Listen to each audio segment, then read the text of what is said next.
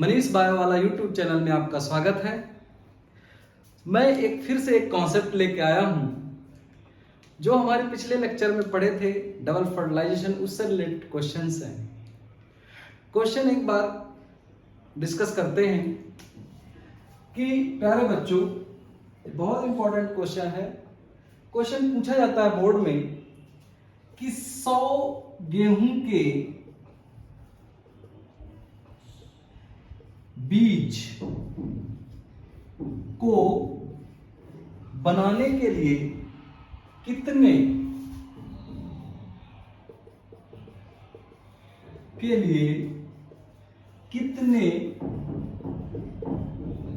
अर्धसूत्री विभाजन की जरूरत होगी, की आवश्यकता होगी। बहुत इंपॉर्टेंट क्वेश्चन है कि 100 गेहूं के 100 बीज बनाने हैं आपको, तो पौधे में अर्धसूत्री विभाजन कितने होंगे, इसको समझेंगे। बहुत इंटरेस्टिंग है और बहुत ही कॉन्सेप्चुअल है ये। देखिए, 100 बीज बनाने के लिए 100 बीज बनाने हैं आपको गेहूं के। बीज किससे बनते हैं? जाहिर सी बात है, बीजांड से बनेंगे, यानी कि 100 बीजांड होने चाहिए और 100 बीजांड के अंदर सख्त निषेचन होना चाहिए, तभी जाके आपके 100 बीज बन पाएंगे। ठीक है, जो वायबल होंगे। ओके, तो 100 बीज बनाने के लिए हमको क्या क्या चाहिए?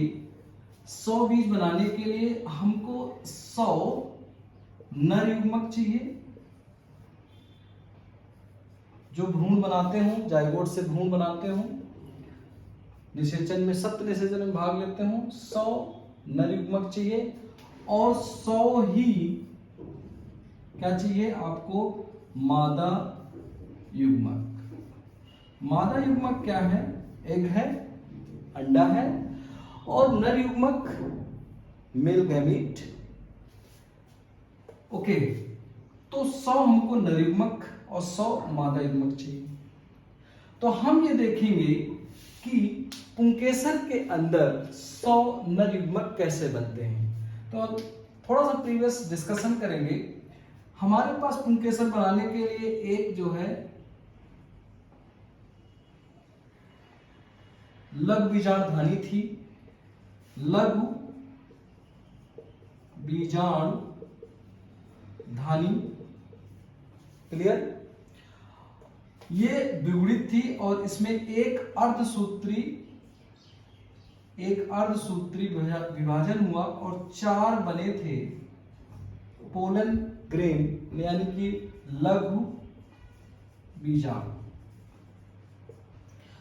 लघु बीजांड बने थे और ये लघु बीजांड यानी कि पोलन ग्रेन भी कह सकते हैं, परागकण कह सकते हैं, और ये चारों अगुणित हैं क्योंकि अर्धसूत्री में द्विगुणित से अगुणित बन जाते हैं और उनमें से चारों के 4 फंक्शनल होंगे, क्रियात्मक होंगे, और ये आगे जाकर के जब हमने पढ़ा था 2 नर युग्मक बनाते थे। 2 नर युग्मक बनाते थे, नर युग्मक।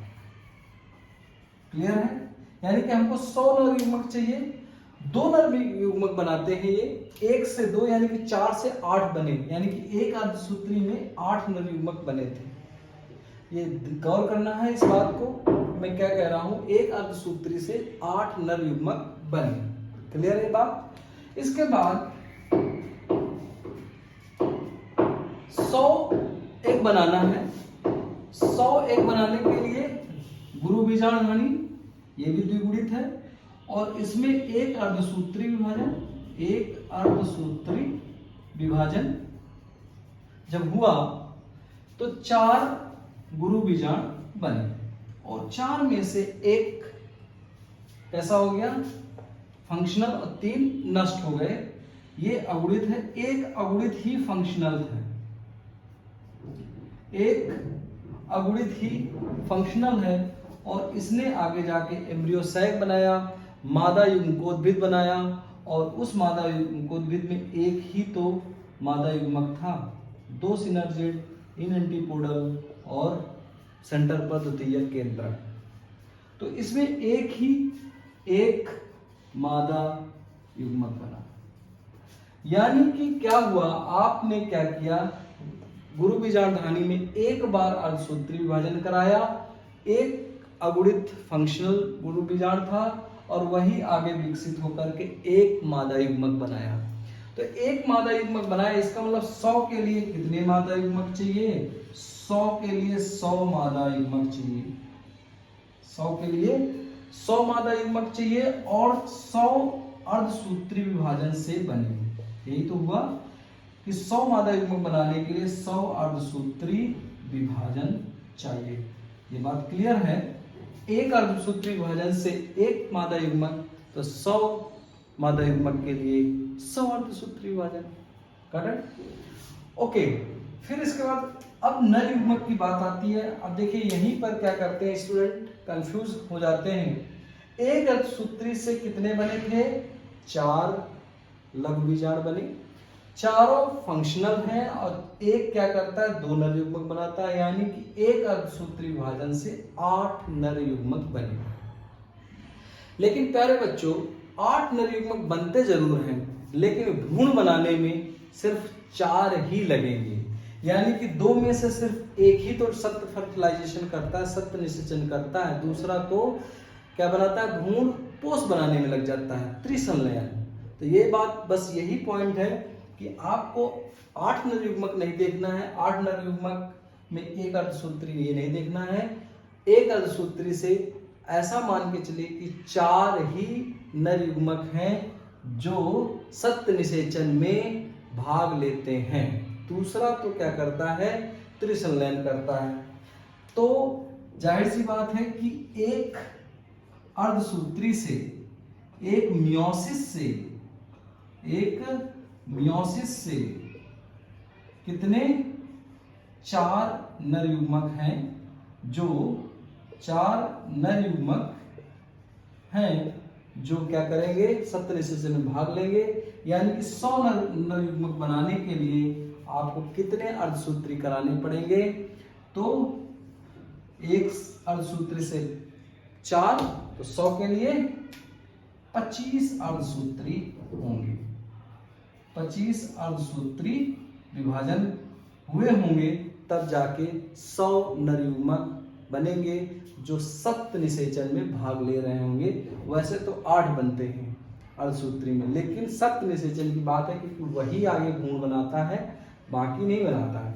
तो टोटल अब हम क्या करेंगे, 100 बीज बनाने के लिए दोनों का फ्यूजन बहुत जरूरी है, सत्य निषेचन बहुत जरूरी है, ट्रू फर्टिलाइजेशन, यानी कि 100 प्लस 25, 100 इधर के हो गए मादा युग्मक और प्लस 25 अर्धसूत्री हो गए विभाजन, ये अर्धसूत्री विभाजन है, इक्वल टू कितने हो गए, 125 अर्धसूत्री 125 अर्धसूत्री विभाजन आपको कराने पड़ेंगे, 125 अर्धसूत्री विभाजन कराने पड़ेंगे। 125 अर्धसूत्री विभाजन जब कराओगे तब जाके 100 बीज बनेंगे। बच्चों क्लियर है ये बात? आई थिंक आप समझ गए होंगे।